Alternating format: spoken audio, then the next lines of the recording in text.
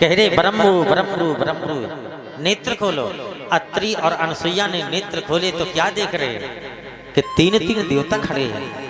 अत्रि ने हाथ जोड़े और अत्रि कहने लगा कि ब्रह्मा से कि भगवान हमने बुलाया तो एक को है, और आप तो ये पूरा परिवार लेकर के चले आए मेरे घर। किसी के घर में खाने पीने की व्यवस्था है और किसी के घर में खिलाने की व्यवस्था नहीं है, तो हंसी नहीं होगी।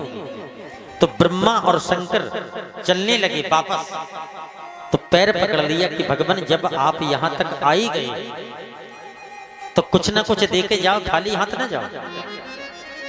तो कहा मांगो, तुम्हें क्या मांगना है? तो अत्रि और अनसुईया ने कह दिया कि आप मेरे यहां पुत्र बनकर के आ जाओ। ब्रह्मा ने कहा ठीक है, लेकिन विष्णु कहने लगे ऐसे नहीं आएंगे। बोले फिर? बोले हमारी भी शर्त है। बोले कौन सी शर्त है? विष्णु कहने लगे कि हम तेरे घर में पुत्र बनकर के तो आएंगे, लेकिन अगर तूने हमें पहचान लिया तब तो तेरे घर में पुत्र बनकर के आएंगे, अगर तूने नहीं पहचान पाया तो वहीं से वापस लौट जाएगा। अनसुईया ने कहा ये शर्त हमें मंजूर है। वरदान दिया, अंतर ध्यान हो गए। जब अत्रि और अनसुईया ने पुनः तप किया, तपस्या के बाद में जब नेत्र खोले तो अत्रि महाराज ने अपनी पत्नी अनसुईया से जल मांगा, और जबकि 12 वर्ष से जल वर्षा नहीं था, अकाल पड़ा था, लेकिन पत्नी ने मना नहीं किया। पत्नी ने विचार किया कि पति ने आज्ञा दी है और अगर हमने मना कर दिया तो मेरा पातिव्य धर्म नष्ट हो जाएगा। कमंडल उठा लिया और चल दी। इधर से जा रही है अनसुईया मैया और उधर से चली आ रही है गंगा मैया। आपस में दोनों की भेंट हो गई। गंगा कहने लगी कि एक क्षण के लिए रुक जा माता। मना कर दिया। बोले नहीं। बोले क्यों? बोले जब तक पति के लिए जल की व्यवस्था नहीं कर देंगी तब तक हम तेरी बात नहीं सुनेंगे। पहले जो पति ने आज्ञा दी है, पहले पति की आज्ञा का पालन करेंगे। आज ये बात यहाँ अनसुईया ने भी कही, और महाराज त्रेता में अनंत बलवंत हनुमंत लाल जी महाराज ने भी यही बात कही थी। जब माता जानकी की खोज के लिए हनुमंत लाल जी महाराज निकले तो मैनाक पर्वत निकल आया। मैनाक पर्वत कहने लगा कि ऐसा करो हनुमान, तुमने परिश्रम बहुत कर लिया, थोड़ा बहुत आराम कर लो।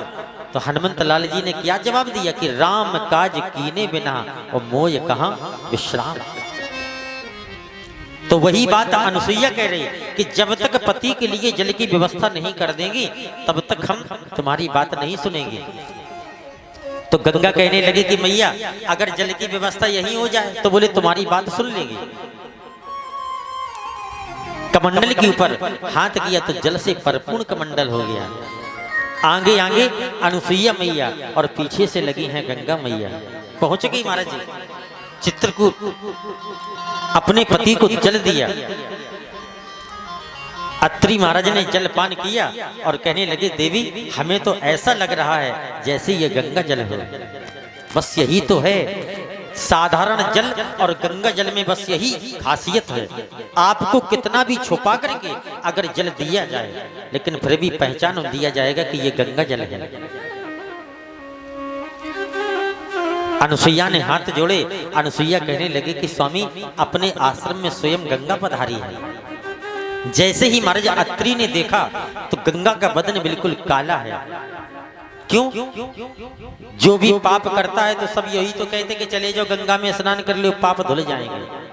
सारे संसार वासियों के पापों को धोती धोती गंगा स्वयं काली पड़ गई थी।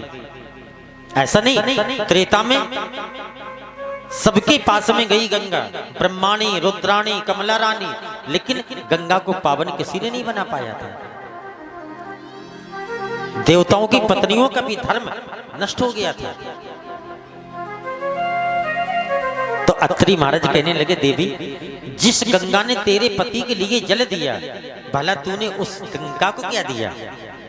जब पति ने आज्ञा दी तो लिया अंजलि में जल और एक मंत्र पढ़ा कि मनसा वाचा कर्म से जो हो पति आधार। अगर मैंने मनसा वाचा कर्म से अपने पति की सेवा पति समझ करके नहीं, क्यों पति समझ करके तो सारा संसार करता है, लेकिन हम अपने पति की पूजा देवता समझ करके करते हैं।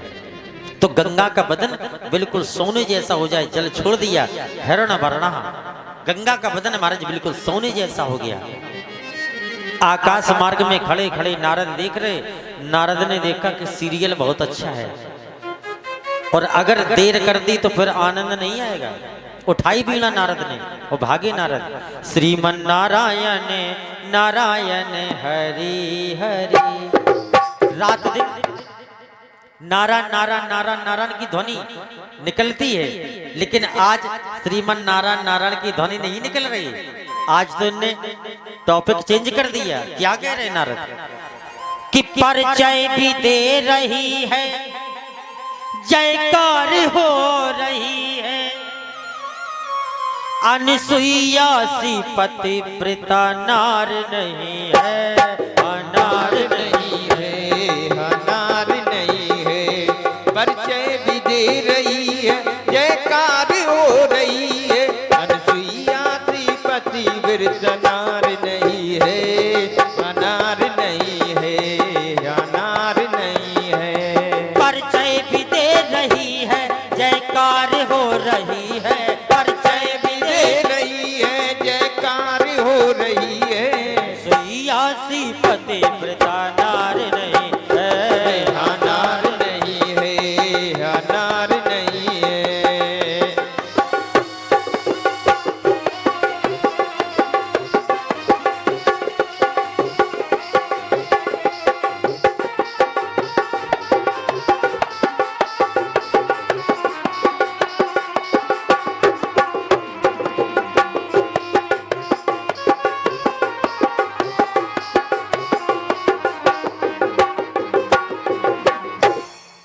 पहुंच गए नारद।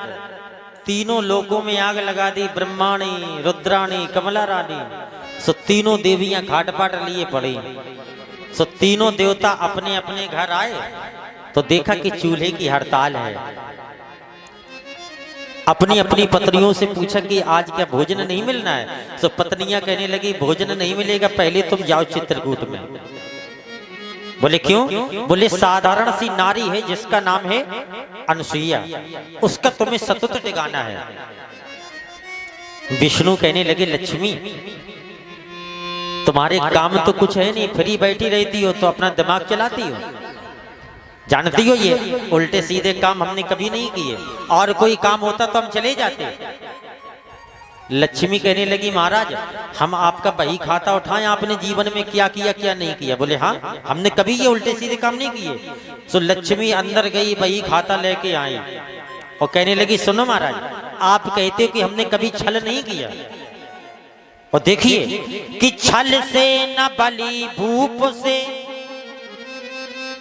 राजा बलि के साथ में तुमने क्या किया? ये छल नहीं है। बामन अंगुल के बन के गए और पदारण तीन दैत्यान संमितान पदामम, 3 पैर पृथ्वी मांगी और नापते समय लंबे नारायण बन गए। ये छल नहीं तो क्या है? कि छल से न बलि भूप से भूदान लिया था, वृंदापति प्रता से क्या क्या न किया था।